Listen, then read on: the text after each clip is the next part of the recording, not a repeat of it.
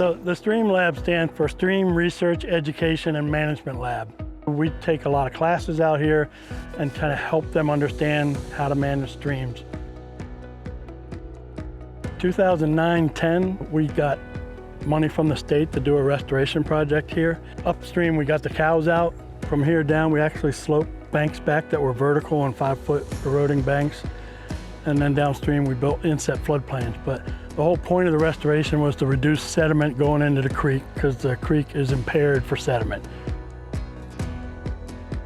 Just becomes a great common lab for people to come out. We use it for 25 classes, I think, across campus. We've had probably 19 PhD and master's students do their research out here. The long-term data is rare. It's hard to get good hydrologic water quality data, as well as all the fancy high-resolution spatial data that Beth has. So my research is really focused on better assessing how vegetation affects flooding.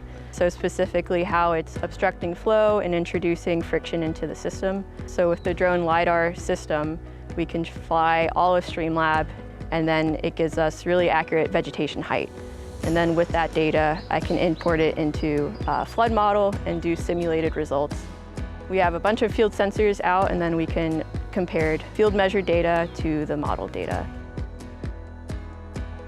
I want people to know that this stream is here. If you go on campus or in town, Strubles Creek is mostly underground, and students cross the drill field 150 times during their life here at Virginia Tech and don't know they're walking across the stream, like I did when I was an undergrad. So I want people to be aware of it because nobody's going to do anything to make it better if they don't even know it's there.